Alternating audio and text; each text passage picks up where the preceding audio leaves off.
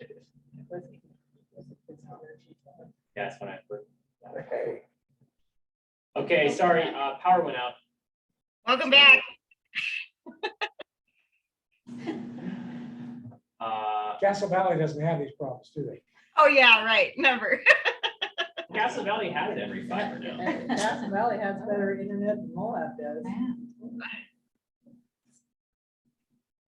Okay, so the question where we left off, the question from Brad was looking at board makeup. There's ex officio, there's voting, there's non-voting. You went to each part. Oh, I was just gonna go straight to the chart. I'm gonna start in the bylaws. Okay. So 2 clarifications. Ex officio means that you have the position as a function of the title of your office, right? So it doesn't necessarily mean that you're voting or non-voting. It just means that someone who has this position is a board member. So that You have to, well, and you have at least 5 non-voting. Is that what you're saying?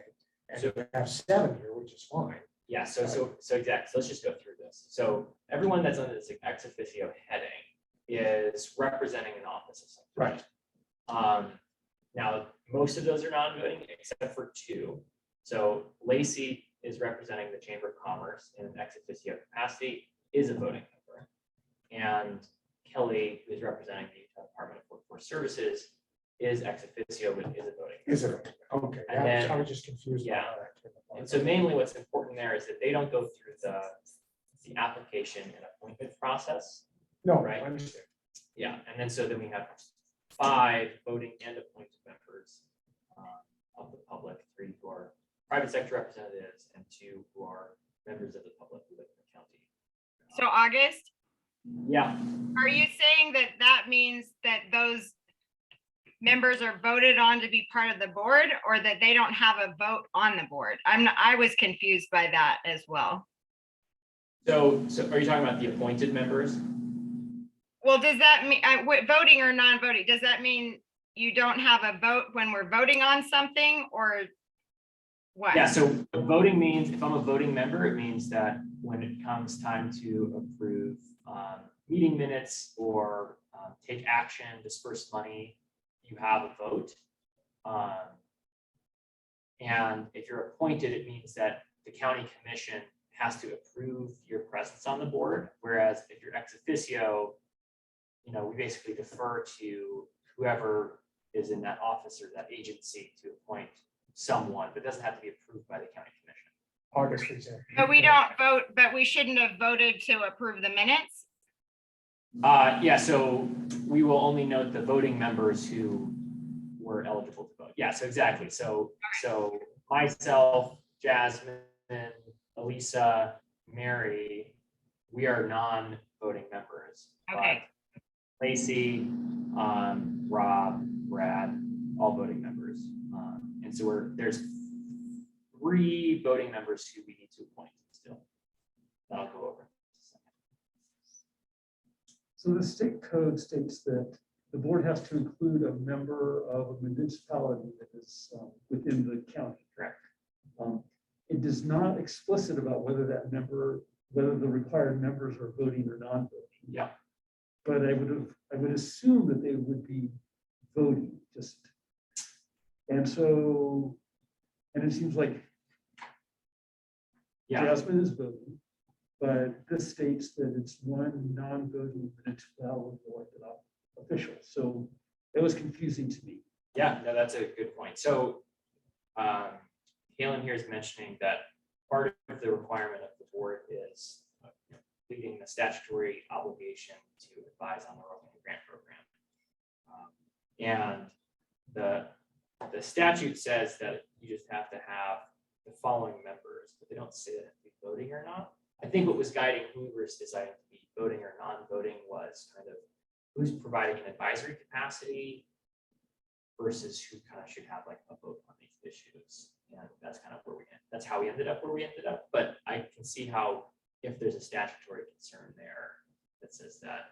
It kind of doesn't make sense, August, that anybody would not be a voting member if we have to vote on things to decide what our advice to the commission would be. Yeah. No, that's a good point. I think what we were largely thinking was, and maybe, and this can be changed, we can revise this for sure. But that folks who are kind of providing like staff or like government input for the most part, we're not taking like a voting measure on these kind of economic development advice, as the kind of largely the point of this board is to provide, input from folks who aren't already in kind of agencies or government positions, but that everybody who's in agency or government positions are involved in the crafting and the general context. And the recommendations. Yeah, and the recommendations, but not like, I think the intention is to lend some credence that the general public who are not in agencies or governments are approving and on board with the decisions that we're making. I like that. I think Yeah. that makes a lot of sense. Does that jive, Jasmine? I understand what you're doing. It did need to be explained though. It didn't, just reading through it without any context, it didn't make sense. Yeah, Yeah, I agree. I didn't like it until you said that. great. Okay. Any other questions generally? There's a couple other things. Maybe I'll just go through what I want to bring up, and then if there's anything else, we can go from there.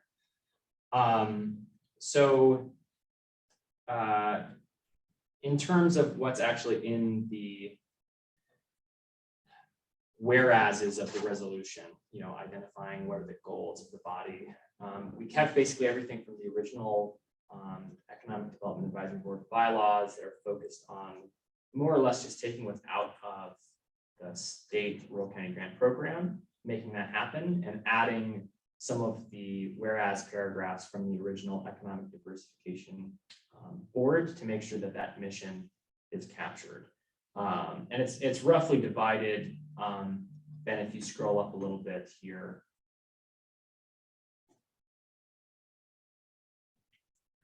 Go up to the actual resolution language, if you don't mind. On this page, if you go to a little higher, so where the whereas on May 19th, the county council approved Reso established EDAB. Everything above that line is from the original EDAB language, and everything below is from the EDAC language. So you can see here that it says that the original diversification resolution was created to create policies that shorten the gap between wages and cost of living. Economic diversity is important. Economic diversification action plan is important as a reference point. That this board is important to help provide clear direction and measurable goals to staff. That there's an input on future ordinances, mitigating barriers to economic diversification. And then we added the last one as the only new language that was kind of focused on the original intent of the consolidation, which is trying to maintain the priority. If you can scroll a little bit farther down, maintaining the priorities of each body while lessening a little bit of the administrative burden on our office. So that's in terms of like the actual mission and why it's being created. We basically just mashed the two together. And tried to keep some language that pointed to the economic diversification action plan, keeping that existing, because if that got repealed in the economic diversification resolution, then just like disappears. So we wanted to keep that in here. Some other things. I think that the main stuff is just at the makeup of the board. Ben, if you want to go to the last page of this document.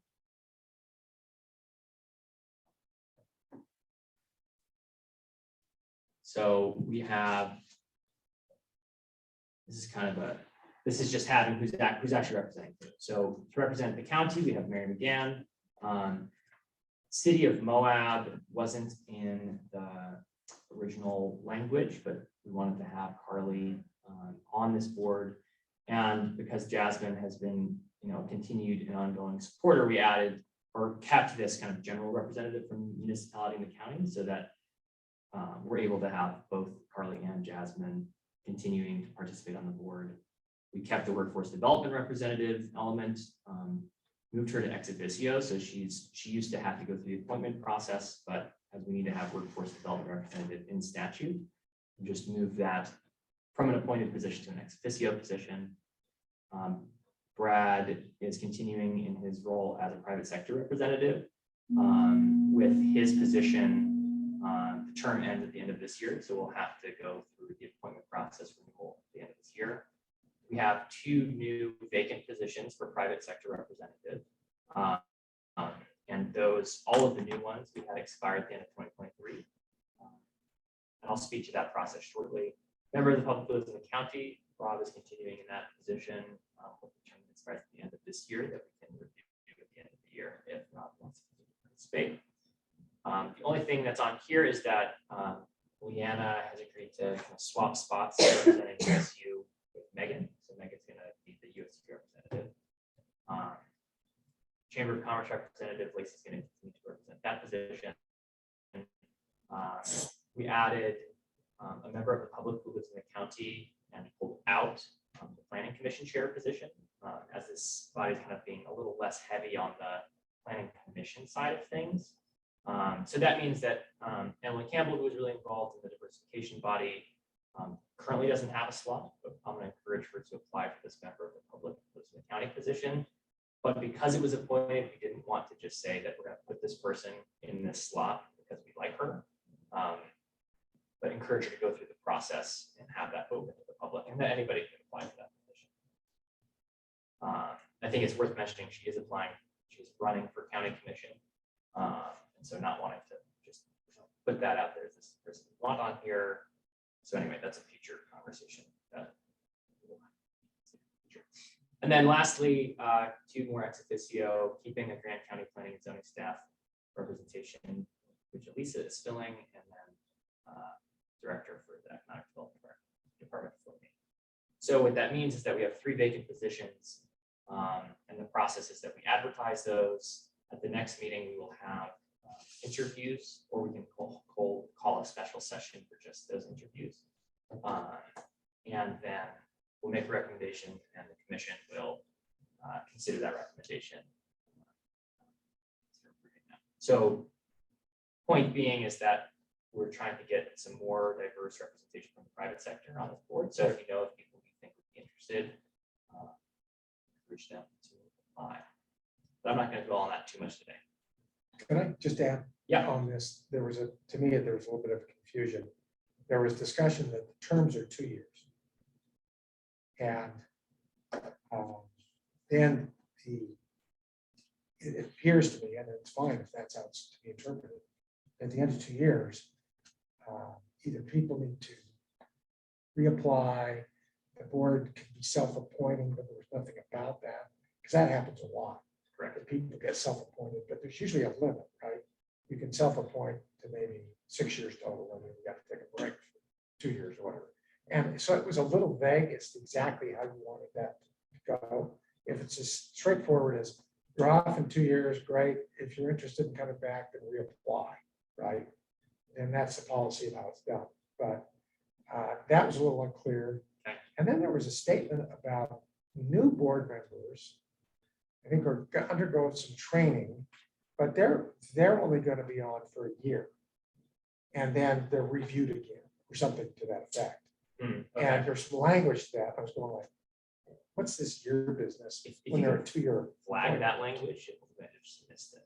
Okay, But the intention is to have hello to our other staff people. Hello. But this is our assistant marketing directors, Robert, Gregory, and Melissa Stockford joining us. Hello. But so in that case, for general operations, we're going to defer to general county board appointment policy, which is, I don't think there's a term. It's my understanding. A lot of times they're 4 years instead of 2, and then they stagger. you may just want to reference something. Or Right. spell it out. Okay, good point. Well taken. So, but the way that it works typically is that it's the end of your term. And if you're already on the board, you do put in a new application, and we do recommend we consider it like any other consideration, Right. but we don't have to make it open to the, like, we don't have to open the position. Basically, at the end of every year, the commission considers a slate of like everyone that wants to get renewed, basically at the January meeting. But yeah, definitely. It's fine. I just was curious. As to Yeah. Of questions on kind of language and board bylaws and all of that kind of stuff. The last thing I want to mention is timing. So these meetings have like really, we haven't nailed down a time that's worked consistently. And I think that's led to, well, not being sure what it is, and having not being able to block the calendars out. So what we're going to try to do is, in terms of our office's schedule, is that we typically have something on a commission agenda, which is the first and third Tuesday of every month. The travel council board meeting, the second Tuesday of every month.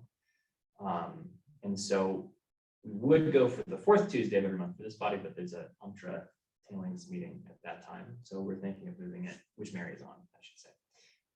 So we're thinking of going for fourth Wednesdays, 3 to 5. So that way we kind of space out our meeting obligations and timing. Would there be any concerns with scheduling fourth Wednesday? 3 to 5? 3 to 5 on Wednesday, I don't think so. Not for me.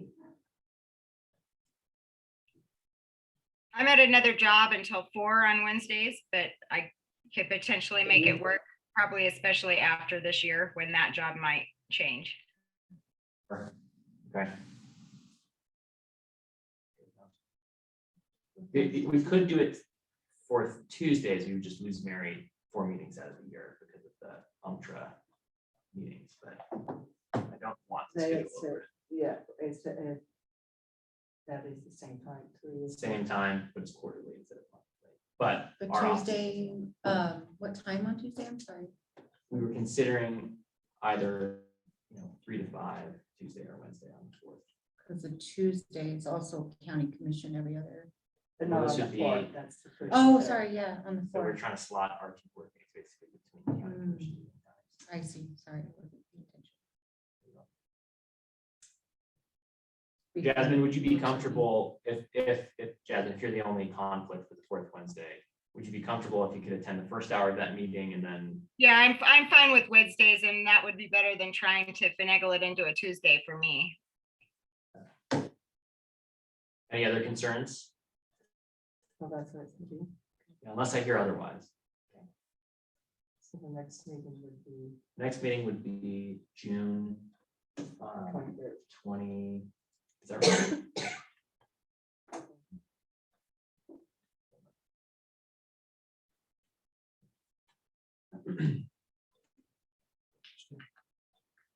Wednesday, 22nd. 22nd, yeah. okay, Oh, it's Wednesday the 22nd. yep, Okay. yes, for Wednesday June the 22nd. And then obviously in December that lines up with Christmas, so either, we just take the December meeting off or. These are gonna be monthly. Monthly. Was that the recent decision? Remember I remember Yeah, it initially used it to was be like quarterly. quarterly. And then when we started kind of working on it, we started making those more monthly meetings. The diversification body meant monthly versus Wednesdays originally. So yeah, we're moving into that monthly cadence. I think there's enough for us to work on that. monthly Yeah, I basis. guess with all the grant programs and things and the 2 bodies. Yeah. And we can certainly do more subcommittee meetings and stuff like that to kind of decrease the volume of what's happening. Okay, I'm happy to move forward with that. And then at a future meeting, I think we'll consider like chairs and vice chairs and all that kind of stuff, once we get a full slate of people in here. Okay, so thanks for discussing those things. I'm going to move on to review of the Moab Community Child Care Funding Proposal. So Ben, can you pull that up? The context there is at the last meeting, we kind of went over the first child care roundtable we had, where the main feedback was that, our original thought was, can we increase the supply of child care in Grant County through funding like new, business in a box type of programming? The main outcome from having a roundtable with child care providers was that while that's great, there's a huge need in stabilizing the existing care, and that that's a springboard medium term to having folks be really good referral individuals to say to their friends or other people, like, hey, the county really cares about childcare provision, and we're here to support you in this difficult job, and that in the future, this can lead to expanding childcare once we kind of secure what we've got. And so Rob went ahead and took that feedback, distilled kind of the type of support into a couple different programs, and wrote up this program summary, which we just ran by childcare providers last night at a roundtable. Walk this back through them. Hey, we heard your input. This is what we're thinking. Does it sound right? And got buy-in from all of those providers, with the kind of caveat that we'd be able to more or less write a memorandum of understanding between Grant County and community childcare. And here's how we want this funding to be spent, with some flexibility based off of what you're receiving in the field. Go to county commission, approve that, write a check, and then let community childcare basically be the implementation partner for this program. So, Rob, do you want to maybe speak to what's in this proposal? Sure. Yeah, I would just add that in addition to those 2 round tables, in addition to our employees, we have 2 employees, met with 7 different providers one-on-one for about an hour or 2 each over the last few weeks, to help kind of just see if these are going to be on the mark and craft the details of them. The thought being that we only have 11 providers of childcare in all of Grant County. So I figured the good thing and bad thing of that, well, the bad thing is only 11. The good thing is that we can make sure we tailor to each of them, and we know their individual situations, and they all have slightly different needs, but there's a lot of commonalities. So the first page of this proposal is just background for someone who's like, maybe if you were just showing up, not even had no idea what was going on in Grant County. So just background, it's pretty, has some numbers to things for you. So kind of highlights the need and highlights the upside for the county if we can fix the need. So I'll just maybe briefly walk through the document for everybody. And Ben, do you want to track it on that? Yeah, so there's 100 kids born in the hospital here every year, and there's 100 subsidized spots in OEP for childcare of all ages. And sometimes there are 10-year-olds that need childcare, certainly in summers. So Workforce Services estimates they need about 465 spots, assuming that 3/4 of families need childcare. So there's about 140 total spots. There's a few of those are non-subsidized, not eligible for state subsidies. So, it's a big disparity in what we just supply and demand. And as you can probably imagine, each of those spots, there's a few potential upsides. The main one being is that, if someone now can't get childcare, they're going to stay home with their kid and they can't work.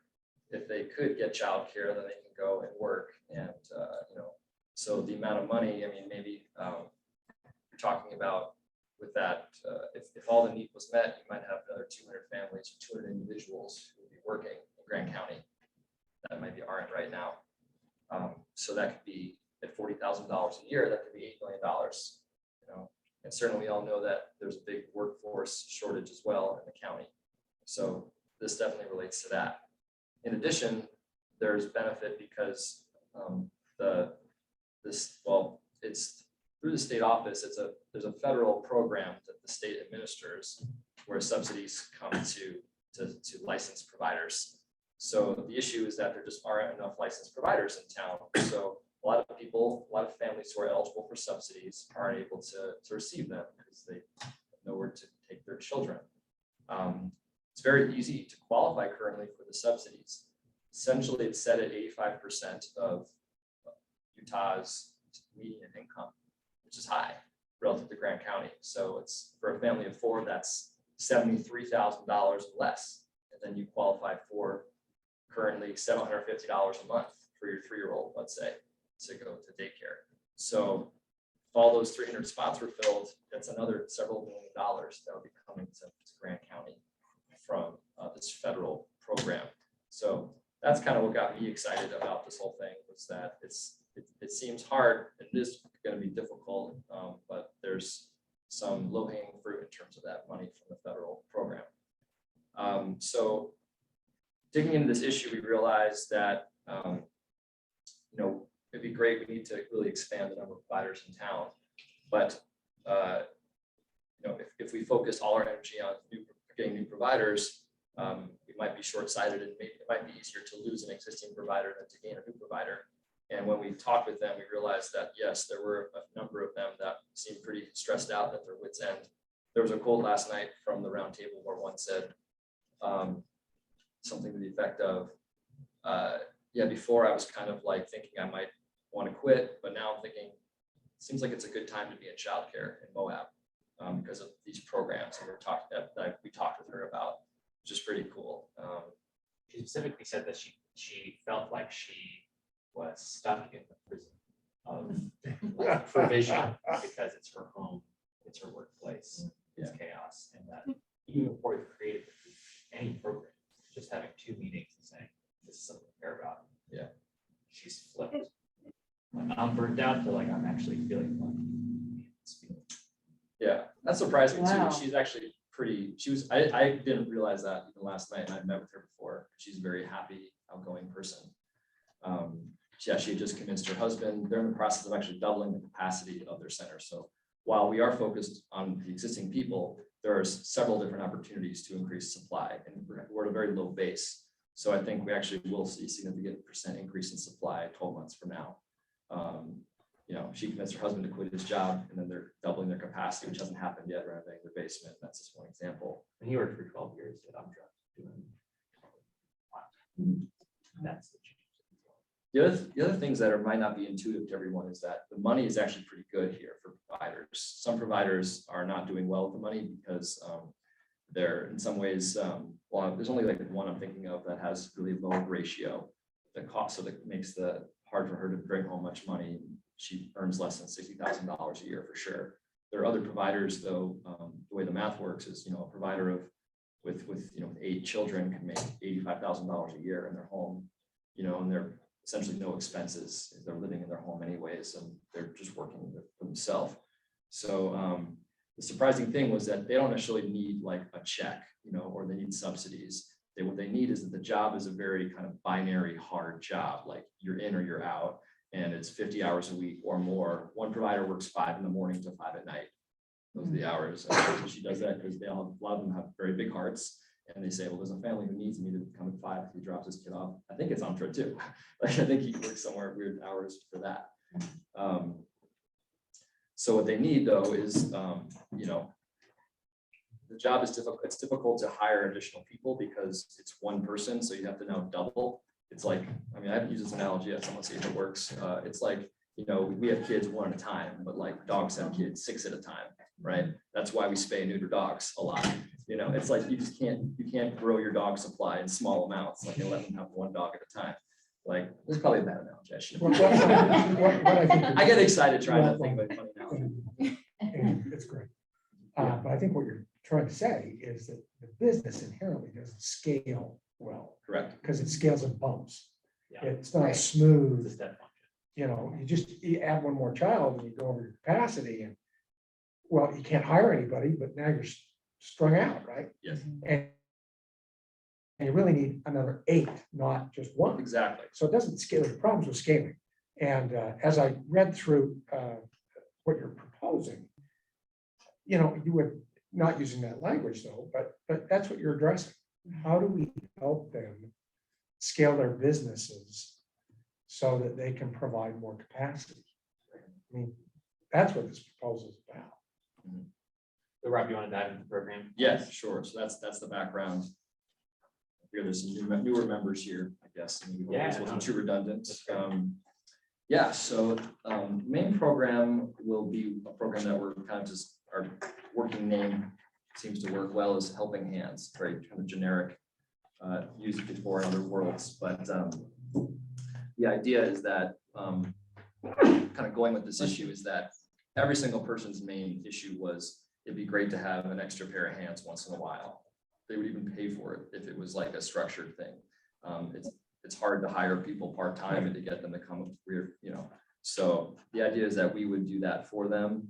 We would start out, giving it to them for free once a month, once a week for a few hours. And then if we can build staff, then we would add a component where we would charge for more, and then it could be a bigger program. And we can cover things like emergency, needs, or, substitutes when someone's sick and so forth. So When you did your research on this, did you track how many of these daycare providers applied for the stabilization grant? applied for the, The You mean the stabilization grant? I mean, the one through the Care About Child Care grant, Uh-huh. one where you get like an additional $250 a week, a month per child. As long as you Yeah. paid your extra help with at least $15 an hour, which is Yeah. generally most of our centers. Yes, well, the issue is that, well, there's two grants you're talking about. Okay, so for everybody else, the state of Utah made things a lot better during COVID. They upped, made it easier to qualify for subsidies from 62% of income to 85% of income. And which makes it easier to qualify for the main, say, $750 a month. Then in addition, they said essentially any provider is eligible for $250, I think it is, a month. And then in addition, if you have an employee that you pay more than $15 an hour, you get like another $100 a month. So Per child? per child. Yeah, so it's significant amount of money, tens of thousands of dollars extra. So Is that going forward? Or is that it ends, I think, in September next year. Yeah, so 2023? yeah. So like one provider we're working with, actually getting her out of her home into a facility at Synergy. That they're going to open a center there that we're going to help them coordinate, which is like part of what we'll be doing. She's like, I got to get in by July 31st, otherwise I can't transfer over my benefits, and then I'm going to lose out on $40,000. Yeah. So the answer to the question is, the second part, a number of them do have the stabilization grant. The second part, the $15 an hour part, most of them don't have that because they don't have employees. One did that with her husband though, and pays her husband, so she's the boss of her husband. Yeah, there's definitely not enough also awareness of all the things that everyone's eligible for. There were some centers that, like for instance, the Montessori Center, they charge higher rate, but they're not eligible for subsidies. So, but still, she doesn't, she provides a lot of service with very low ratios. So it's not as if I think she's not charging enough as she should, but she should get the subsidy. So, and then I talked with Head Start, and Head Start turns away people all the time. It's a federal program, and then when they turn people away, the woman at Head Start was saying she's not really familiar with the state subsidies.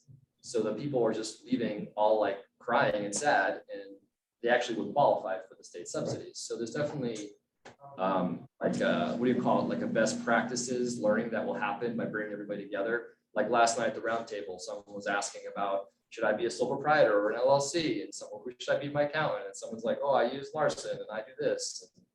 So that's my long-winded answer to your question. The answer is like a few.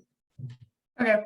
Yeah, I've got about 8 grants that are child care connected, but they usually have education component requirement, and that's usually not the case in the in-home childcare. So most of them don't qualify for that, but those that are in centers and things like that would. And so it's just a matter of getting that education out to the different childcare providers. And sadly, I've not developed a list in Moab on that end. And so definitely. We've got a list I can share with you. Okay. Yeah, that's another thing too I've noticed is like we're putting together a list, and people want to know what are people charging and who's open. And so yeah, I definitely see an opportunity that we're expanding the mission of Moab Community Childcare to not just be like we're going to open a center and we're going to be another center in town, to like we're going to support the ecosystem of childcare. Yeah. Sounds easier. I know easier. Yeah, I mean, it also We're doing both. we're doing both. Yeah, I mean, that's another thing. Well, I mean, I'm happy to. I mean, I want to try to keep the time, but we can have a whole separate childcare session. I'm happy to. We have board meetings too. People can come and listen in. Talk about what's going on, but let me get to this program. So the Helping Hands program, where we can combine a few things with one person. So the person we have in mind, she cleans Airbnbs on the side of working at the MRAC, and she has a lot of education background and experience. So we kind of put together, people wanted help cleaning, they wanted help caring for the kids, they wanted to do an activity where they needed an extra person to supervise, they wanted to book an appointment or something like that. And then in addition, we got this idea from one who said that she orders City Market pickup because if you're working there watching the kids till 5, and then if you've been to City Market after 5 o'clock during tourist season, it's not good. You know, it's very busy and there's not much on the shelves. So the stress of having to do that shopping, it was like, well, we can have this person pick up that City Market. It'll only take a quarter of an hour. It's not going to add much to the cost. So, and we'll be able to try this program out pretty soon, pretty immediately. We have the staff to start it up and a number of people interested in it. So that's probably the biggest one single program. And these are, like August mentioned, we're going to sign an MOU where we'll say, you know, these are the things, and we're going to report back to August and his department what we're doing and what we're spending the money on. And our goal is to show, look at all the value we're getting out of this money, look what's happening, so we can, you know, have a good case for next year to continue these programs. So the number of the figures in this document might change, but I put in a lot of the data for people who want to see where you're getting these estimates from. So the other programs is, you know, we've got peer support network. This is probably the most cost effective of them because it's very cheap relatively to like buy pizzas for people, get them together. Everyone surprisingly liked getting together. And getting out of their house and finding babysitters for their kids, just to kind of have some like adult time and to essentially network with other people that are doing in the same trench that they are in every day. And there's a lot of best practices that can be shared. So I think the best idea will be, we'll kind of have like a topic that might be like part of the discussion where, hey, we're going to talk about safety and what you do to, you know, for safety in your center, or what you do for, you know, parent communication, or what do you do for like collecting the checks and the bills. And, you know, there's some best practices that people can share there. Probably the other biggest program that I feel like this will be the capital expenditure matching. I'm not going to use that phrase, that business phrase with all the providers, but I have to explain what CapEx is, but more like just matching funds for improvements to your facility. So I described a little bit here, but there's a lot of good opportunities. So the idea with this would be that we would have you know, a call for proposals, and say in the next month, and then providers would submit to us, and then the board would vote. And I would describe, I met with all of them. Here's one pitch. They want $10,000 because they're going to redo an entire room. And here's why I think it's a good idea. And so said they want money for a TV, so maybe we shouldn't give them money for a TV or something like that. But we'll have it be a 50-50 match, so it won't be frivolous spending. But the idea here is that to encourage people to spend money on their centers that they might not otherwise spend. So they do have money. They're not like, you know, destitute. They can't spend $1 on something they need. This would be more to upgrade equipment. A lot of people's backyards are not technically in compliance because you need to have like grass that is actually alive. And not in Moab, that's hard to do. Even if there's a dirt patch by a swing, you're not in compliance anymore. It's gotta be squishy. So a lot want AstroTurf, and AstroTurf, despite the stigma, is quite expensive. It's $5,000 or so for a backyard. It's a decent size. No, I think that's good. I think I just want to make sure you have time. Yeah. Okay. The last thing the last thing is new provider incentives, where I think I've already heard from some people that they have friends that are interested in starting centers. So I think that we're actually I'm optimistic that we'll be able to, these programs will be good to have for new providers as well. They're going to be tried out on existing providers first. And then a lot of them have their friend who they talk to and they say, hey, you can make good money doing this. You're home anyways, watching your kid. Like, you know, like, why don't you just have 5 more come in there? And some people certainly like kids more than others, and they are the logical people to do this job. And God bless them. Awesome. That's a good point. I think if anybody had any comments, revisions, changes, if we can make those happen online, just so we can have this next hour for the matchup class exercise. I'm happy to follow up with anyone too. Reach out to me. I'd love to get with you. As you know, I'm supporting. I always push, right, on different things and want you to do different things different ways, but I'm really supportive of this, and I'd really like to talk to you about making this so that this $100,000 is a slam dunk. Awesome. I think I can help you just add some stuff to it to help you really move this forward That's awesome. and do that. And I'd be happy to meet with you on it, because I think it's just, you're on to something, right? I just want to Does see a feel little that way. structure. Yeah, the meetings have gone great. I mean, the centers, I mean, they're like, yeah, like it's been really, I feel like I've been, my new joke is I'm not retired anymore, so I'm now at work, because I've Yeah. been the last few weeks, I've been actually working, like, doing a lot of different things, but it's just hard enough to be fun, but not too hard, right? To Yes. feel overwhelmed. Cool. So next steps is drafting an MOU with the details of this that, we can maybe discuss if we want to have this board like officially ratify that at the next meeting and then maybe go to the first July meeting of the commission to get the money going. That would probably be what I would recommend. So that I think the commission always likes it when advisory boards say, hey, we would do this, we think this is awesome, we voted, we gathered, and that makes the commission's job a little easier. Which And they're very excited about this. Yeah. They're extremely excited. but that gives us time to get it through legal. So basically, the next month is drafting an MOU, getting every bit above board with the board of the childcare, with the legal at the county, and then getting it to the commission at the first meeting in July. That's not good, and then this money would be dispersed there. Okay, because they voted on it, I thought they voted on something else. They voted on generally allowing us to change how we're spending rural county grant funds this year. Okay. So not the actual legal agreement between the childcare. Yeah, Which, and I also just wanted to add, the county commission approved it, and then we went to the state and asked them, we got the answer today, and basically the state defers to this board on how to spend those funds. So they also place a lot of emphasis on what this board decides and how it should be allocated. So we're all good. This is where the final decision is made on that 100,000. Yeah, so expect an MOU by draft a week before the meeting, the end of next month. For consideration. And we'll be in conversation with Dr. Rob if you have more questions about it. Awesome. Kudos to Rob. This has been a big lift from Rob. Thank you so much. Yeah, thank you. my pleasure. Thank you all for your support. It's very exciting.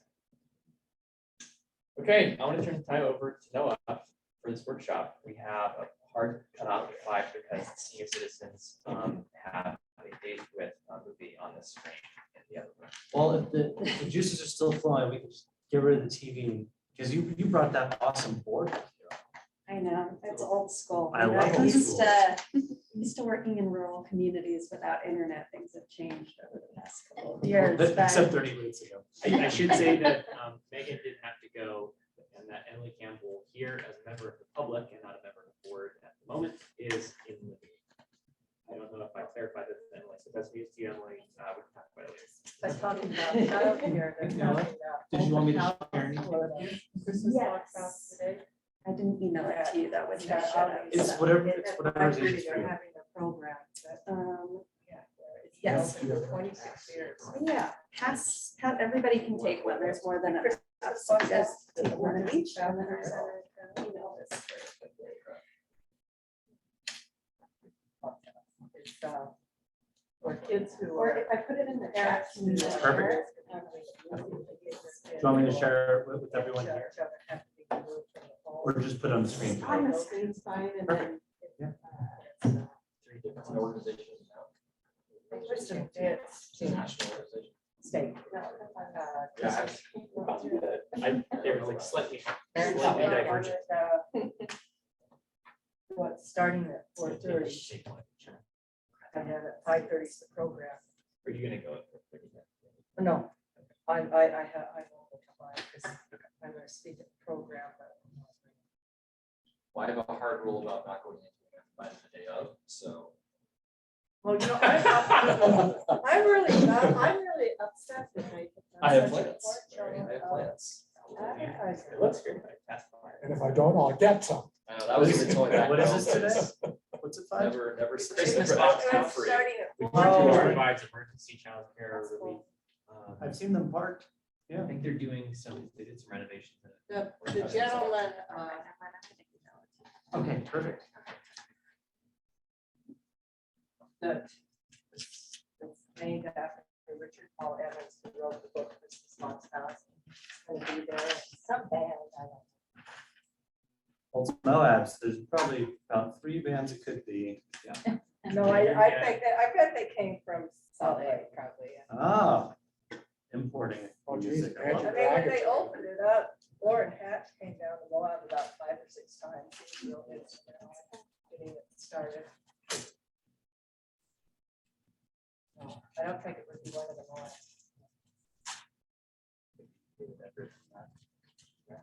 No, it's not that. Not David Everett. David Stewart. Just you two's been rolled out, huh? Right. Yeah, they couldn't make it this week. Dang it. Okay. They were pretty jazzed otherwise. I think I'll share the presentation from mine, but if you can. Go. I can allow you to share. Okay. I think But you should be able you to. can figure out how to get the handout in the chat that I just sent you. Yeah, absolutely. Betsy, you want to stop sharing that? Joey. No. Yes. Never. It's through the family support office. That's like under Christine Sloan, where she's like, why am I in charge of this? Yeah. And why is she? I didn't do Well, it. I think it happened because, Yeah. well, it used to be, it needs to be moved into a 501c3. Yeah. It really needs to. Okay, Noah, take it away.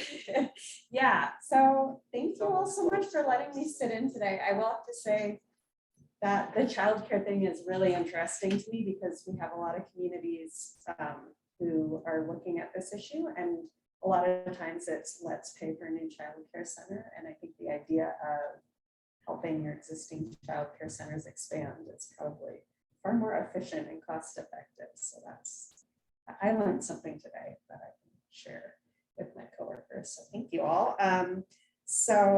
We're going to do a little exercise here to sort of get you thinking about this economic development master plan.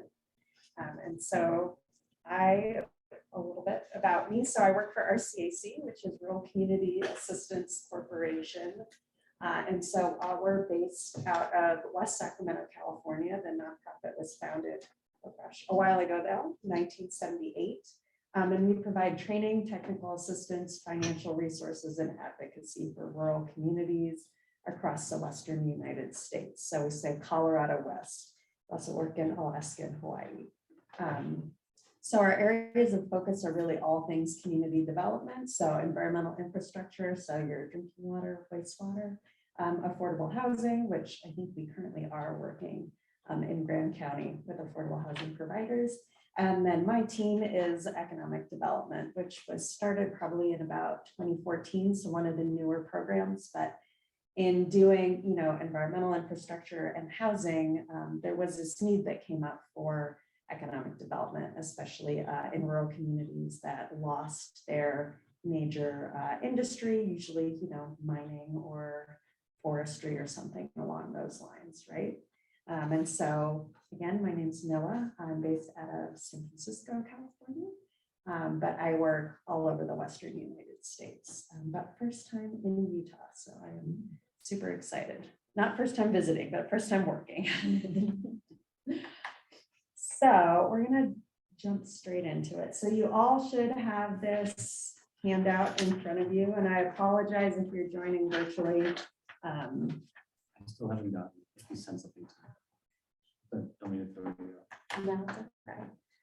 Sometimes technology is not your friend, right? Did I not hit send? That's probably. No, she is sharing. Oh, she is. I just want to send it to the folks. in Zoom land. Oh, I see. So they have like a copy of it. So it's, this isn't actually the one they have a copy of. This is our little intro activity. So I get to know all of you better and what your role is in the community. So this is something actually from Co-Starters, and it's called Community Roles. And essentially what I'm going to ask you to do is sort of read the roles on the back, not this image, but the other side, and figure out which one or ones best represent you and your skill set or how your role in the community. So we have, for those who are joining virtually, we have our community champions. So people who, your cheerleaders, right? Your people who go out there and represent the community and sort of promote all things Grand County. Resource mapper, that's someone who, knows where all the different resources are and how to access them, right? So we have storytellers. I think maybe we have some of these in the room, our marketers who can sort of tell the story of a place. Gate opener, which is someone who essentially allows sort of is that one person you have to get on board who can sort of make things happen, right? They tend to have, once that you have once they're, they're able to give their buy-in and make things happen. We have mad scientists, so the person who has those really creative, off-the-wall ideas that sometimes really work and maybe sometimes don't. Your action driver is your doers, right? The people who get things done. Rainmaker can be sort of the person who can gather the financial resources, right? That person who either a good fundraiser or just knows people who can make things happen. And then superhero. So this is someone who maybe, we talk about this a lot in entrepreneurship, sort of someone who is an example for the rest of the community, right? They're sort of encompass a lot of things. They're sort of somebody in the community that everyone looks to and holds up as an example.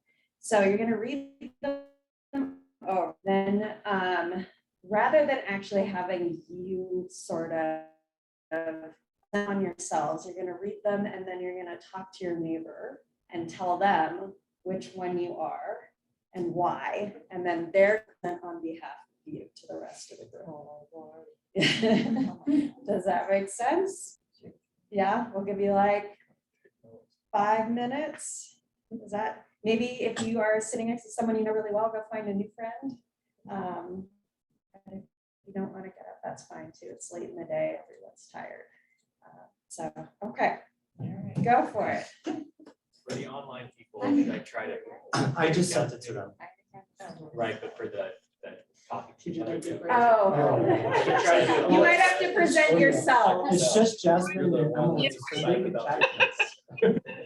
Jasmine and Emily can chat each other. We try to be great. I'll say what I think. Yeah, I didn't think about the dual, the hybrid. Yeah, maybe like 30 Alright, seconds. yeah. So tell me, which one do you think you are? Well, I ran for 4 years. I don't know,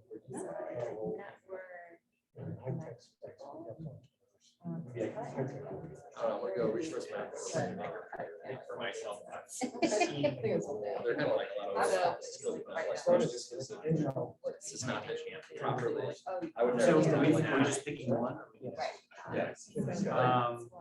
Okay, you, What do you think? I have in mind what I would think, but I'm very curious about. Or what do you want to be? what I think it's you. Yeah. Okay.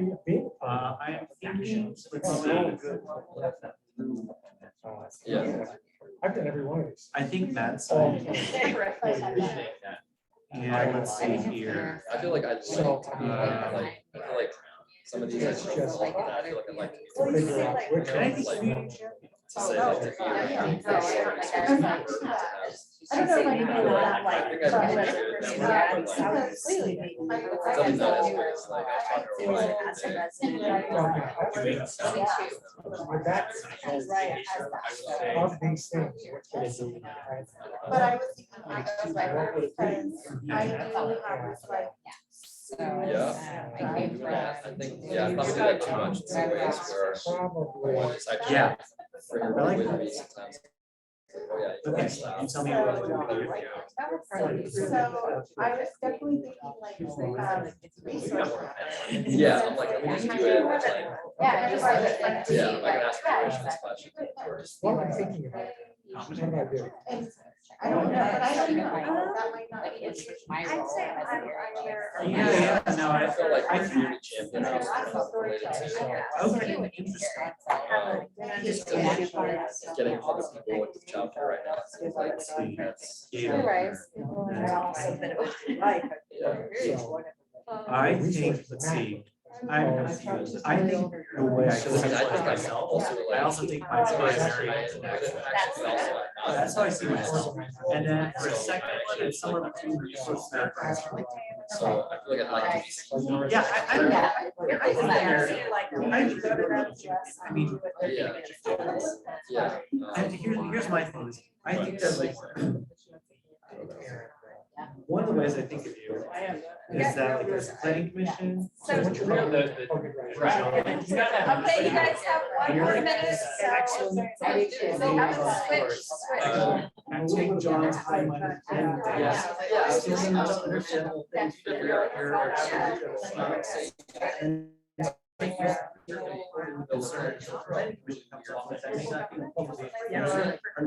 like you're like, yeah. Okay, we're good at science recordings, but I think it's. Yeah, I absolutely, no, I think you're, I think you're definitely mad scientist. Without a doubt. And then you said you see yourself as action as the other one. I don't know, I feel like I'm a great maker. It's been a long time, I've done a lot of different things. Sort of like, I watch your. Yeah, no, but I definitely sincerely turn out. I get this term, but I think this part of action oriented. It's like, you know, when you go to a meeting, usually you're talking about things, you know, what I take away from this that we need to do. And when do I do it? And how do we do it? How do I need to do it? Yeah, no, I think that's great. And I don't, I'm sure Yeah. And so,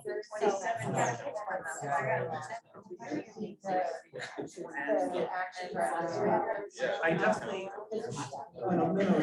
well, I mean, I can just see here.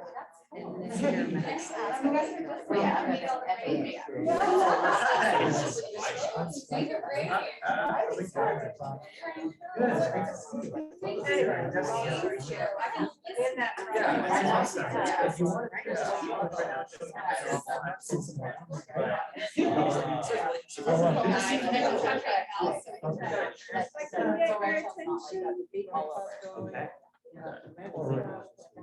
You guys jumped into it. This is a good. Yeah. We're a chatty group, so that's awesome. We are. Who wants to present their partner first? Do we have a volunteer? We'll just go around. I volunteer Robert and Melissa. That was that. Well, we are kind of the same, so we are the storyteller, because we promote MOA, we do all the marketing for promote MOA, for educate our visitors. This is our goal here in the community and also for the house. Thank you, Bob. Okay, who wants to go next?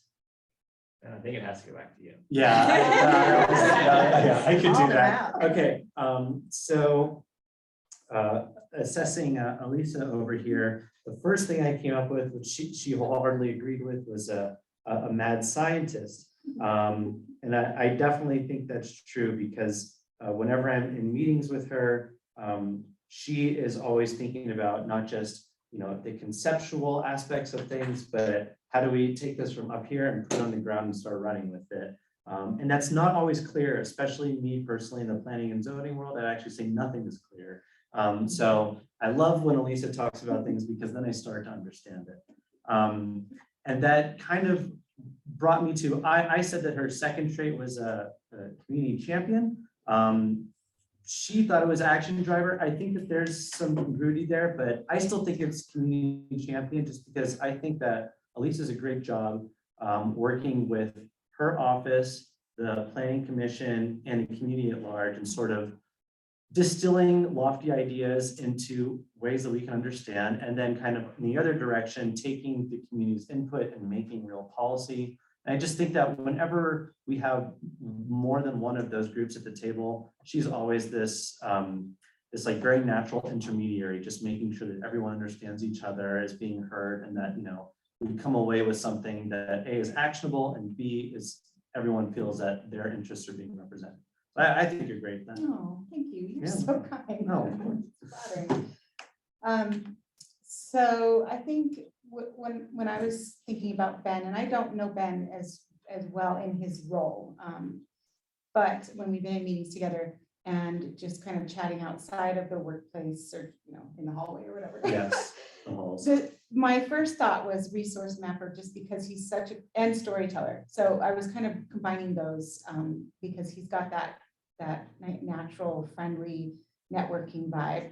and he's good with people. And so, and he actually agreed between a little bit of a combination between resource mapper and storyteller for himself. And then the other one that we both agreed that he has a strong quality of is action driver as well, just kind of behind the scenes there in economic development, getting all the stuff done and seeing it all through. So, Thank you. yeah. Awesome. So positive. So I thought that Rob was a community champion with a little bit of action driver as well, just because of his work with the childcare community, and it seems like he's really brought them together and provided a venue for connection building and really, and you all heard that all the support that there is for this.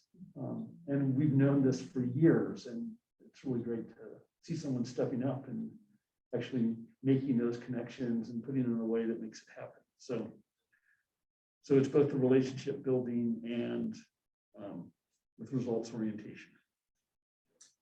Kalen, and I think Kalen, I think Kalen thought he was a mad scientist, but I didn't agree, so I overrode him. Because to me, mad scientist, I feel like it's like he's a bit of a scientist in that he's if you see him listen to the council meetings, which I listen to, he definitely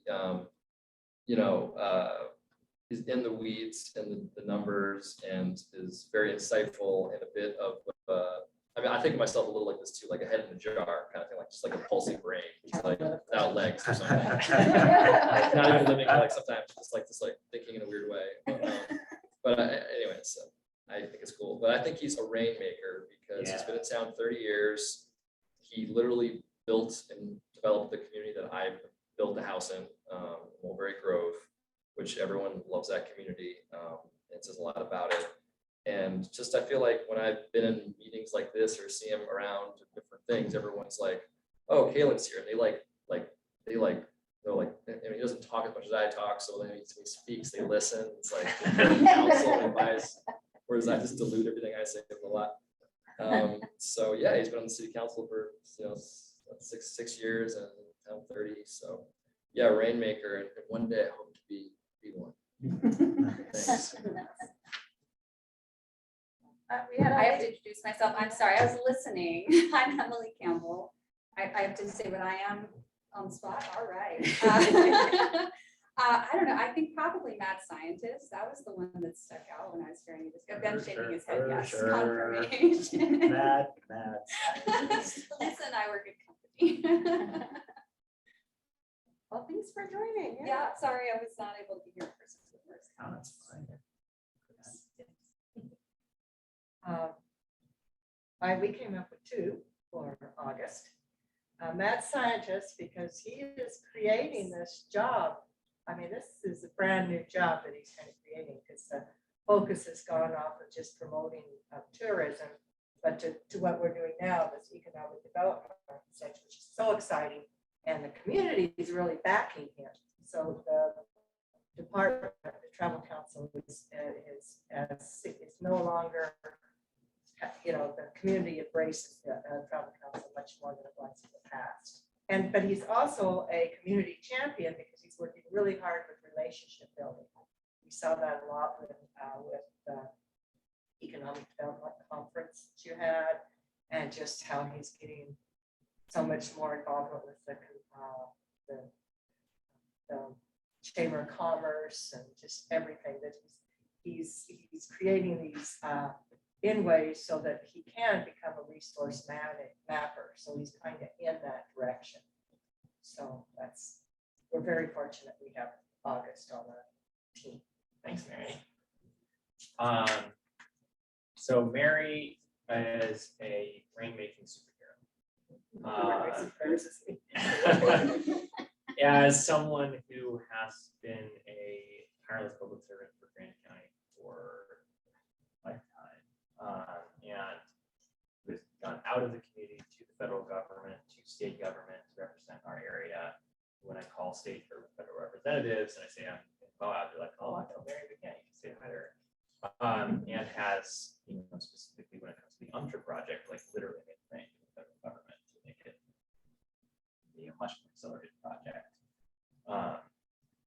would say both of those things. All right. So Chanel is a storyteller. She's been here about 2 years, so she's new, just like me, but she's on the Travel Council Advisory Board. And so she's a storyteller because she gets to know the other businesses and partners in town, and then she tells her team and then their guests to just like where to go, who to talk to. So tells a story of everything else in Moab.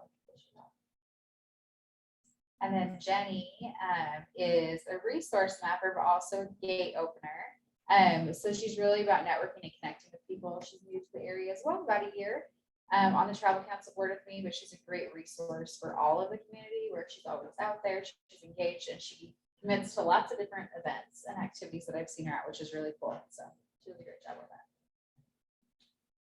Great. Noah, who I've known for 3-4 minutes. So I missed a few of the major questions. I did not find out what her favorite movie was, or the last book she read, what her favorite food is. But in talking with her background in economic development, and that's been her mainstay, she fashions herself, and I agree from what we're seeing here and what we're going to see, as a resource mapper, because you need to get people together in order to, say, build a plan, right? An economic development plan. You got to have the constituencies involved. You got to have the groups together. And she's an action driver. So once you get the constituencies involved, you need to make it happen. You need to come out so there is a plan and the people are united and people can do things. And she likes to do those kinds of things. So she likes to find the people and she likes to build the pieces in the center. Okay, so Brad here's a little bit of everything. Yeah. But And there's a reason for that. he's done everything in his career, but in Moab, he sees himself as a mad scientist, so someone with a lot of ideas, a gate opener, making connection bridge building, and then also a rainmaker. So someone who can sort of make things happen and bring resources to the area. So awesome. And then we have one more person. We have Jasmine, right? Jasmine, yeah. Jasmine, sorry. And I just hate labeling myself as anything. I kind of consider myself a like multi-potentialite. I don't know. I feel like very supportive of community. I'm engaged in community out here in Castle Valley and in Moab. I manage affordable housing, so I also serve on the housing task force. I'm also a business owner, so I'm a bit of an entrepreneur as well, and a farmer. And I'm aiming towards growing 50% of what we consume in my household. So I try a little bit of everything. And a firefighter. And I'm a firefighter, yeah. It just, I don't want to not try anything. She's at least a superhero. Yeah. Going for it. Little mad scientist, little superhero. Well, thank you all so much for sharing. Hopefully that was like positive notes and you got to learn a little bit more about each other and how you can support each other as you do this work. So now we are going to get into a little bit of the work, and I'm sure you've all seen this before, but who's done a SWOT analysis? Yeah. Bear with me though, I think they're helpful. So when we're looking at an economic development master plan, right? So that's a big project and sort of where do you start, right? So this is sort of a way for August and Ben to get a sense of what your priorities are, on the commission, as individuals in the community, what's important to you, where you see those opportunities are, and what you would like the focus to be. So this is the very beginning, so it's just sort of more brainstorming than anything, right? So I want We're all gonna fill out our SWOTs individually, and then we're gonna talk about them collectively. So just for those who need a really quick refresher, I think I have some pens here. Those who need a quick refresher, so strengths are internal strengths to either, in this instance, we're gonna say to Grand County, right, your economic strengths. We This is just, how we perceive what those strengths could be for Grant County. yes, Okay. yeah, unless there's another lens you wanna bring to No, bear, yeah. I'm just make sure I got the right one. Yes, yes, so the strengths in Grand County, does anyone know? I got one more. Does everybody have this? Yes. Robert, Melissa, you get one of these? Yes. Okay. We don't have a pen. Yeah. We're talking about it. It's a It's a real vibe. Running up the board. So weaknesses are also internal. Opportunities, we look at them as external or things that are happening that we could take advantage of as a community, and threats are also external things that are happening that may or may not cause issues, right? And so, or you can also think of it as strengths and weaknesses are things we have control over. And opportunities and threats are things we may or may not have control over that are happening around us, right? So does anybody need further clarification on that, or We've all done these before. Yeah, okay. Awesome, so I'll give you all like 5-10 minutes and then we're gonna talk about it.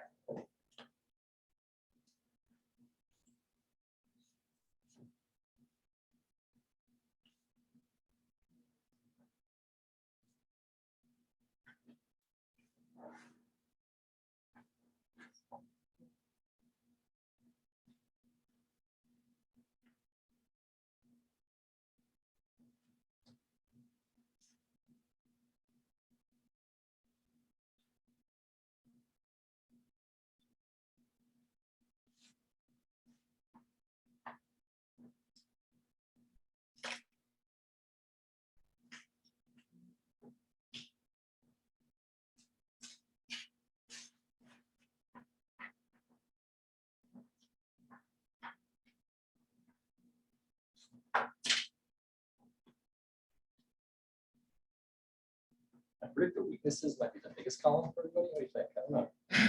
Oh, come on. It tends to happen that way, You know what I but mean? once you talk about it, maybe not. Well, because the strengths are so like, they're big ones, but they're like. Not saying we're off. What? You're saying we're not. We'll see what happens. Prove me wrong. Let's see what we got. Not so far away. I know, right? I was like, man, I could list pages here.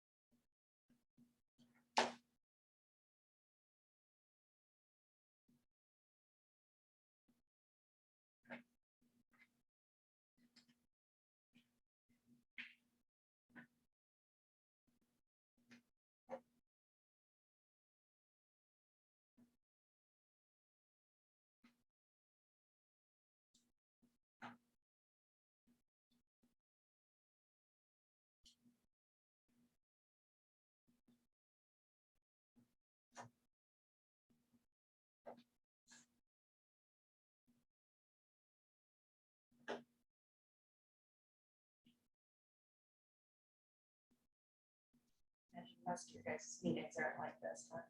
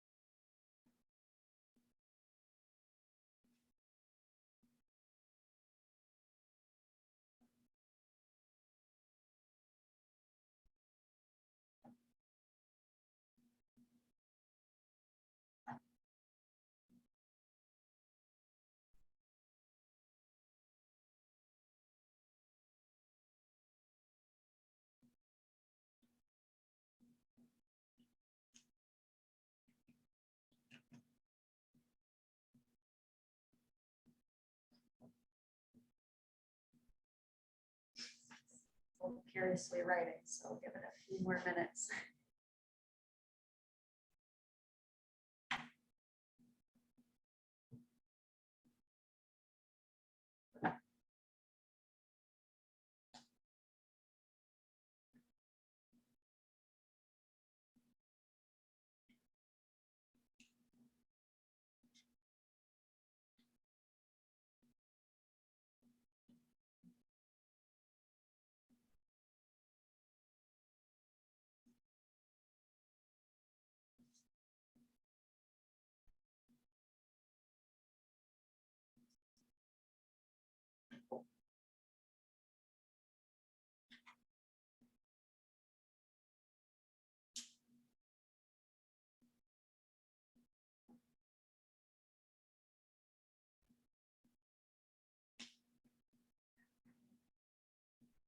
Just about ready, or people need a little bit more time? Yep, we're good. So, okay. So, do we want to start with strengths? And so the idea is that there might be things that you haven't even thought of as strengths or weaknesses that other people in this room see, or something you see as a weakness, someone else might see as a strength, right? So that's why doing this as a group and sort of talking it through might shed some light on things you haven't noticed or considered before. So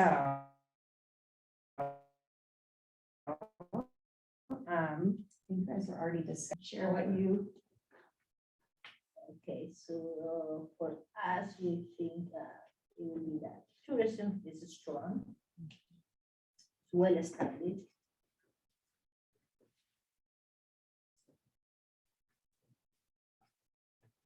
And tourism, we have experience.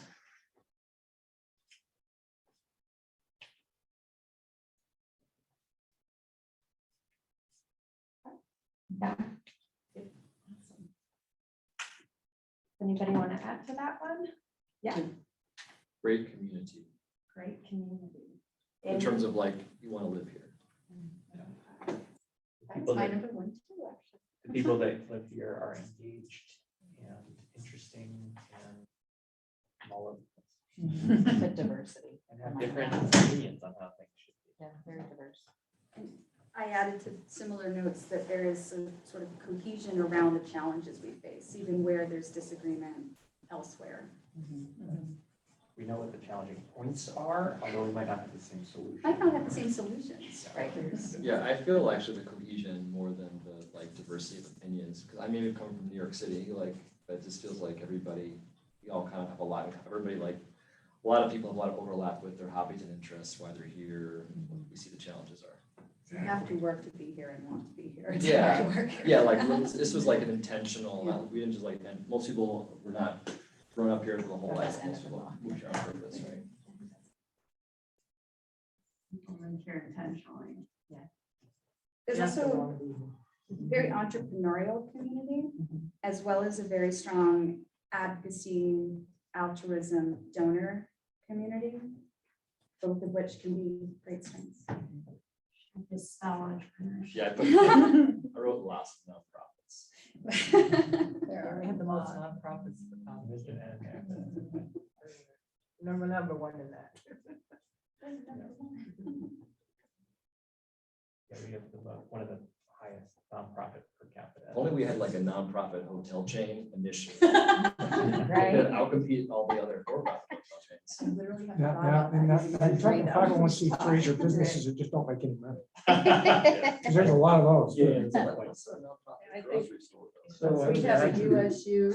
backing up on tourism, that it's the beauty of the landscape and Yeah. recreational Yes. assets Geography. that are. It's the infrastructure that we have in tourism, Right, Natural exactly. The natural amenities. infrastructure. plus the natural beauty.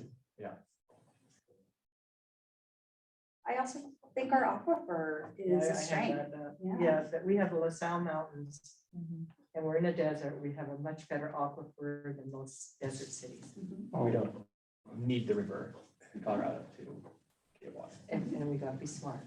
Yeah. You know. So that's one thing. Stable water source, Yeah, right? At Moab now, has we water. need to just be wise about development. Be okay with not thinking that more is better. We have a very competent local government, including people in sort of administrative and service functions. USU. We have better restaurants in St. George. We totally. Yeah. Pretty good restaurants for, Yeah. for a small That's community. one of the things I put down, because I previously lived in a town that had crap for But anything. it's chains, And and it's- chains. Yeah, and it's just so nice to have that kind of vibrant downtown where, you know, it's not just the fast food We restaurants. probably don't right? have enough of, we don't have enough of that kind of structure. I even put pay, because we pay a lot more than most places. I mean, we pay more than Salt Lake does. So, and big cities do. For The what? wages, like jobs in tourism, Wages are higher They do- with, they do, cost of yes. living is lower. we pay a No, lot more. but I mean, all the median average incomes in Grant County are way below. Right, it's because people work part-time Yeah. Okay. they don't- and it's Hourly rate? seasonal. Hourly rate. It's hourly and it's Yeah, seasonal, but Salt Lake has like more careers where they're gonna be much higher paid. right? Oh, well, yeah. Yeah, Yeah, but for but the wages seasonal are good, jobs, yeah. like the wages are the highest. I would pay New York prices. Like I pay the exact same as Manhattan right now For what? for room attendants, For, like housekeepers at a hotel, for a house. clean rooms. Based on service So- industry jobs. So The- service The trouble is that industry, that's the yes. worst job in New York City, not the best job here. Right, exactly. Within the. Within the There's tourism. There's a lot Yeah. wrapped up in Within the that. Because tourism missing, sector. because we're missing the like above Right. industries that are gonna Right. pay someone $100,000+. Exactly, Right. For a creative. exactly. Well, And these Well, are I want students that are jobs that staying have mobility too. We have a great quality of life for seasonal. for seasonal Correct, workers, yes. yes. Your mid-20s. Service, yes. With no cost. For young Yeah, kids, No yes. cost. Great place to have 4 roommates and Yes. work 3 restaurants. Bachelor And your mid- Yeah, work If you in have a restaurants. bachelor pad, Jasmine, Sleep- did you want to sleep in a contribute tent anything? on the yes. lake, or on the river. Did we put down something? I think we did. I said, we celebrate diversity and equality more. As far as the state, you know. Go ahead, Jess. Well, I think everybody's pretty much touched on most of the things I already put in strengths. I did, just being surrounded by the natural beauty, and also the amount of public lands that we're surrounded by is something that you just don't see everywhere in the country. You know, a lot of places, especially I guess in the East, I'm from here. So I've never been that familiar with it, but I've heard that a lot of places, like, you don't see public lands anywhere. So just to be, to go out, I mean, that's such a strength for our community. And we have so many community champions. I coming from the DC area, I had no conception of public land, despite how many parks there are. Or the, Yeah. Awesome. Okay, so you have to excuse me if I spell anything wrong. I'm not a great speller, but I was hearing maybe a little bit of weaknesses, sort of sarcasm here. Does anyone want to? Cost of housing. Housing, yeah. Yeah, I think your comment on the wages in tourism is actually a weakness, which is that there's a worker shortage Absolutely. for, Or, Yeah, That's like the that's- reason businesses have to pay a We're lot. paying It's so 'cause much contract. is because There's there's a nobody shortage. here, Yeah. Yeah. yeah. Discretionary live here. income. We might be paying we kind call it the wage wars. Yeah. Cost of living. Cost of living is too high.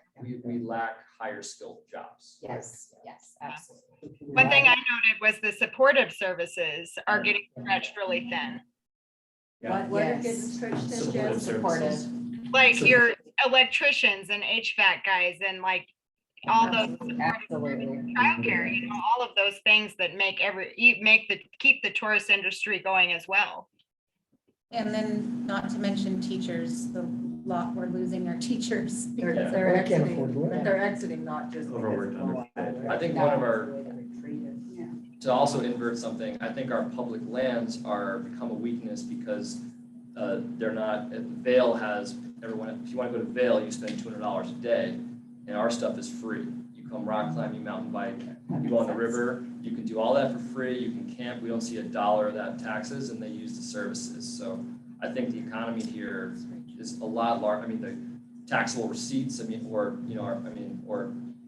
yeah. The like total time It's spent The- here. The money per We person get, is we not as get much as more, other, it's a very affordable place to young live. people just don't have big incomes. Yeah. That come here to recreate. You can't Yes. turn them down. Unlike St. George, who has all the retired Right, people, right? right. We get the young people, they don't have as much money, and they prevail themselves with public land. Yeah, So they're not per person a high, high dollar person. You're absolutely right. And our public lands are understaffed. That is a weakness also of the public lands. Like they don't have enough staff even. We've recently met with BLM officials out here to keep the signs up, for like the trails you don't want motorized people, they just don't even have enough people to take care of everything. It's so broad. you're gonna want another piece of paper, I think. I was gonna say on top of expensive residential real estate, it's also expensive commercial real estate Very and a lack of Lack of real estate. of centrally located Well, you've developable. got You have a land everywhere. problem, very limited There's land. no There's a land. lack of BLM. developable Land. Well, private land. there's 20 square miles in Grant County, so that's the same size as Manhattan. So there's plenty of land, it's just that it's owned by, BLM or it's, federal. yeah, or there are a lot of older families that own huge swaths of land In that Spanish Valley. I think there's opportunity over time that as they pass on, to get that land, it'll get That makes subdivided. sense, yeah. But yeah, you're right, so we have land, but it's actually we don't, especially in Spanish So, Valley. you could throw a And it's not necessarily density. developable, very hard Yeah. to develop some of that land. Yeah. Well, the valley. Well, and people don't want, you go to, change the zoning in Spanish Valley to. Right. From large lot residential to even where you don't change the amount of housing on the things, but you do, where you cluster the housing. Woo. People are opposed to density. There's not a lot of support for. NIMBYism. But also natural resources, because even though that aquifer is a super strength, it's only gonna get you so far too. So the land might be, You have to be real but you can smart. only build it out so far and be supported by what natural resources you have. Our build out is limited by the natural resources and the limit of the land, but then that leads to the growth cap eventually, and then that leads to everything going up in price even more. Well, the issue in the state of Utah, for example, which has taken 30 years for people to realize for some reason, is that we can cap out at about 5.5 million people. Otherwise, we run out of water. Yeah. And in the state. And Moab is kind of unique because it's the only area, so to speak, community that has an ability, if allowed, to tap into the Colorado, because Utah doesn't use any of its allotment. The only they're allotment trying. that I know is being used is on the Well, it's over a lot, No though, takings. right? It is, So unless we'd be totally screwed if we took Colorado water. But It's over a lot of we based those on. have- folks an downriver allotment. from us would be screwed. We have an allotment, the state of Utah has an allotment for water. We never use it. In Colorado, really? Yeah, from the Colorado. Yeah, So Okay. I think some of these are. and everybody else tries to steal it. I thought it was because the allotments were based on like back when the flow was way higher, right? So now it's like everyone's like. We could talk about this for an hour. Okay. Yeah, let's get back on track. Yeah, So- I think some of the weaknesses and threats are being conflated, so I have some notes later, but I do think there's alluded to a hesitancy to take innovative risk, where there has been historically at the policy level. That's changing. And we don't have economies of scale here. So even though we have an entrepreneurial community, it can be difficult to get to the scale that makes it economically viable, given other limitations. That makes sense. Which is tied to like our geographic isolation. Right. There's supply chain considerations. You just write that geographically isolated. We're like an island. Yeah, Yeah. yeah. So true. Let's move. Yeah, there's not enough business to start businesses. No. Okay, Years ago, when I did a seminar down here, one of the guys who ran Deerhead said he wanted to come here and live, right? And so he talked to all sorts of people, and everyone to a person said, that's great, but make sure you bring your own job. yeah. We've lost light manufacturing over the time that I've been here because of that. So I just wanted to get more, so the policy piece, can you explain that to me, sort of that lack of? I think the density is a great example. And I actually have in my opportunities column that broadly, we're seeing innovation in policy around housing, especially. But because of the fact that we are a rural community with a very specific type of life. Policies that can mitigate the natural risk of the aquifer with like density bonuses are just, there's just been a general hesitancy to innovate at the political level and reflecting the community. I think. But Or at again, least- I at do least think to, that's like, changing. And I think From that ties in- ideation to Yeah. Yeah, like there's a lot of ideas. but Council yeah, talks about it, commission talks, and it's shut down, right? Yeah, the execution. And I think that ties into an external threat in that we're dancing around state preemption all the time. I think it's, This doesn't look like a movie house. but The movie is in the other room. It's in the other, yeah, not this. when you have one weakness for you, Economic Okay. development. and it's level of community development in some aspects, like the school system. Okay. Frankly, I think some of the offering or lack of offerings may be a barrier to businesses located here and attracting professional employees. Yeah, our school ratings are low.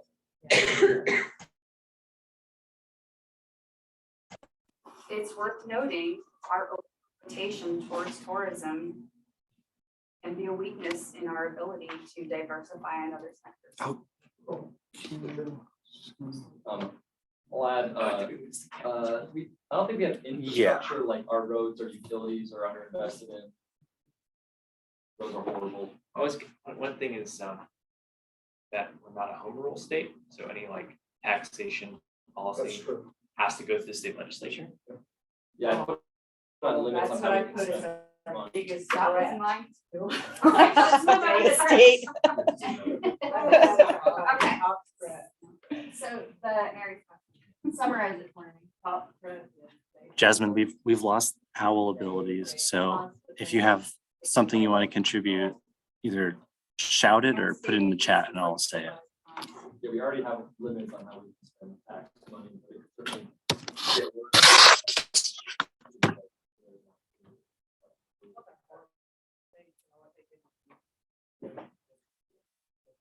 Did someone say state legislation? Yeah. Okay, cool.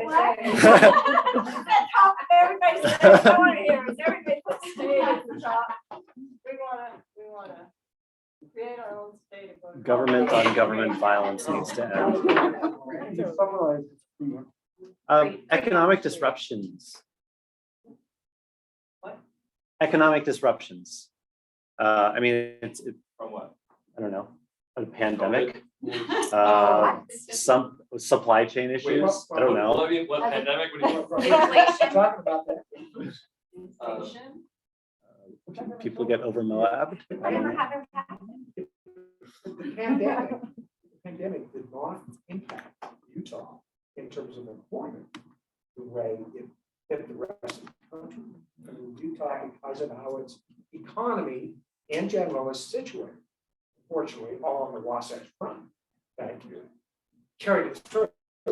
That wasn't true down here. But the system effects, increase in remote work, centralization of investments, lack of economic growth in the service sector and lower economic groups, higher growth in the upper groups, combined with the tax policies of the last several years, led to the hollowing out of economies like ours that were Yep. happening already, but exacerbated by those effects.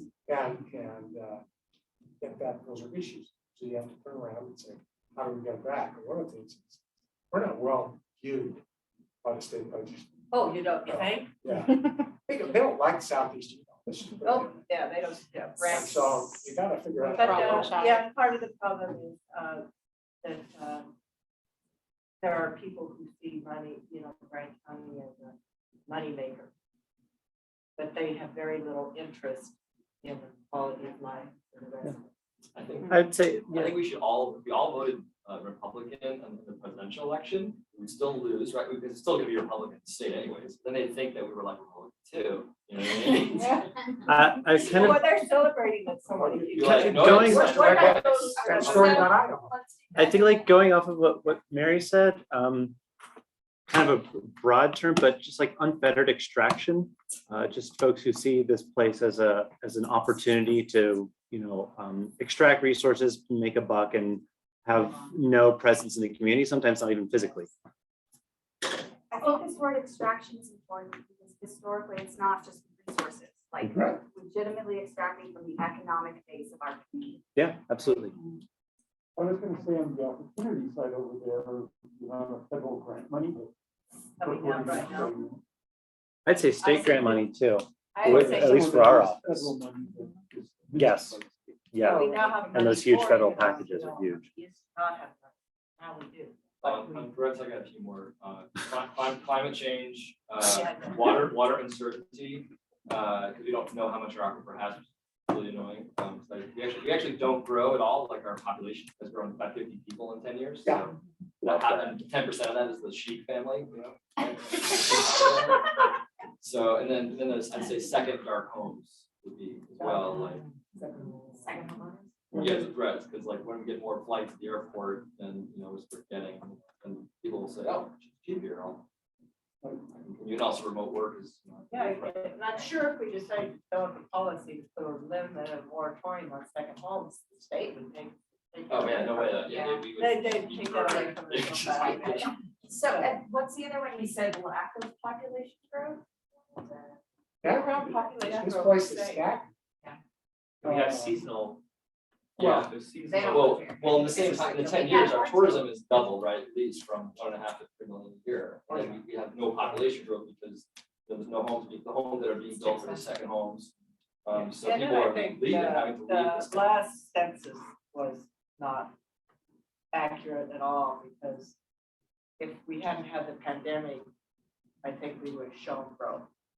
That's a good But point. with the pandemic coming, you know, there was no one going out, and, I mean, I really believe that we will see a big difference in 2030, because a lot of seasonal people that come in, live in Moab, that live here like 8 months of the year or more, weren't at their house because they didn't come because tourism was closed down in 2020. Specifically, people.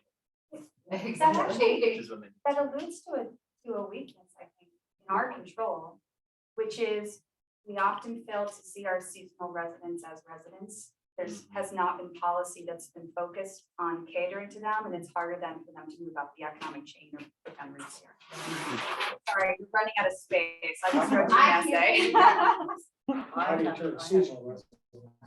And I wanted to come back to Yeah, something you the said about localism. like Good job, you should go. Oh, I can comment on that in a moment. You can't. Yeah, I think like, what was the other time in Colorado that did it, or you're out or someone where like if you have a job, you know, you can show that you're fully employed and live in your van. We talked about that. in the Yes, planning commission. you've been Yes. talking about that, the Yes. planning commission. Yeah. Yes. Yeah, I mean, outside of friends' house. And people have been talking about you talking about it. Okay, we're already a little bit over time, but I want to put a few more opportunities on the board, and then I'm gonna have you do something really quick, but if you have to run, go ahead.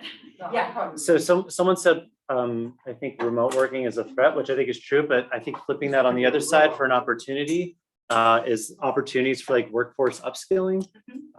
We have great resources in this community for not just creating more remote jobs, but for folks to just branch out and learn all kinds of trades. We don't have to wait. Well, We will though. Did you see the presentation? That was so much Is fun. that an opportunity? I kind of see Oh, that as strength, yeah. actually. and Yeah. it's happening. But you know, you have call center opportunity that can be done. And here, so you can people are here upskilling as well. Yeah, As fiber's well as coming. remote workers.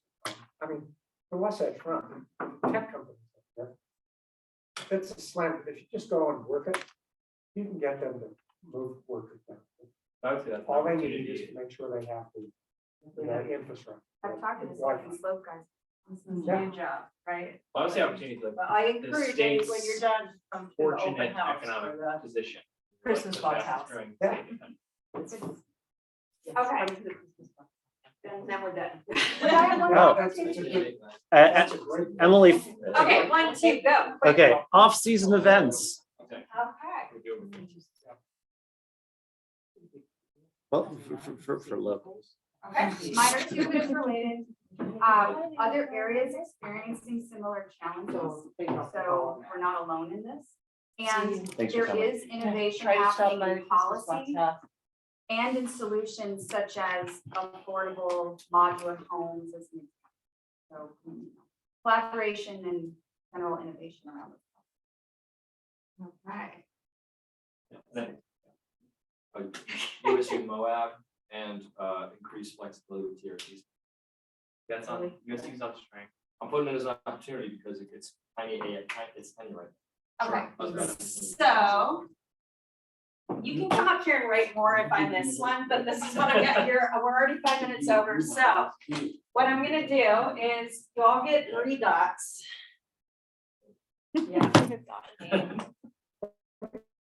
You get to put a dot next to anything on these 4 or 5 pages that you think are the most important to focus on. So you threw a bunch of stuff up here, but what are your priorities? For page 3, we're all going to get all together. So we put 3. 3 total. 3 total.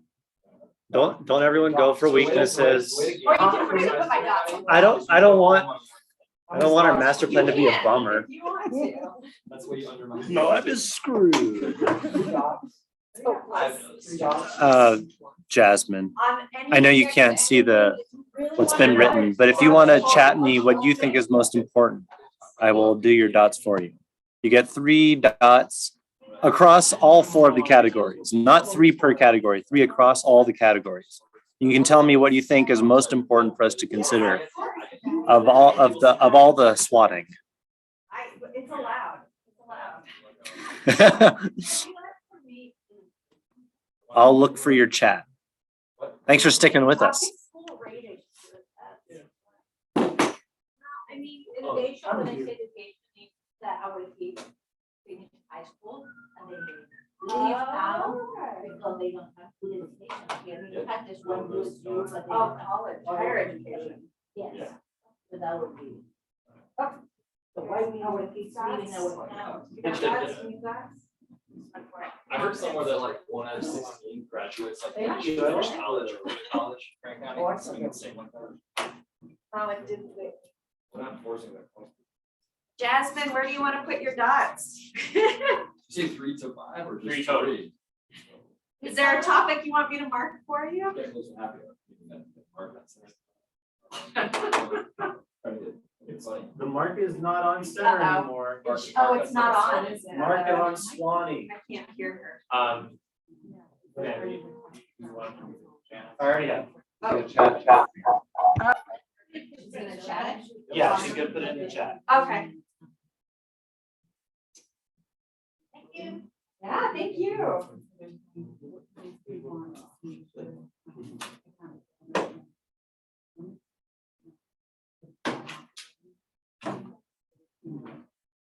Oh, man, so many weaknesses. Our master plan is gonna be such a bummer. Yes, I missed the first 20 minutes. There's like 5 non-voting members.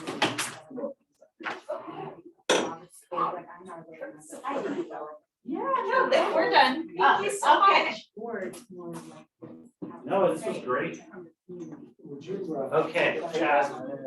I'm coming, Jasmine. So we're gonna, I think that's what they're gonna do. You have- We're can gonna I- let them- I mean, they're gonna keep. Okay, if you have anything, I'm here. Yes.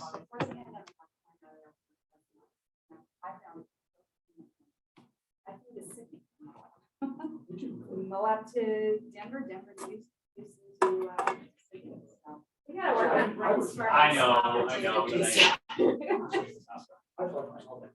Cheaper for me. We're a bunch of downers. I loved it because I got to bank my United points because that. What time are you 45 coming in minute flight tomorrow? to Denver added up. Whatever you guys want me, I got a calendar invite for like 8 in the morning. It's great, yeah. Okay, okay, I've got Jasmine. Thanks, Jasmine. And then I think we're done for the day, so I'll put this up for you and thanks for your help. See ya. Well, I Okay. Strengths, let's see.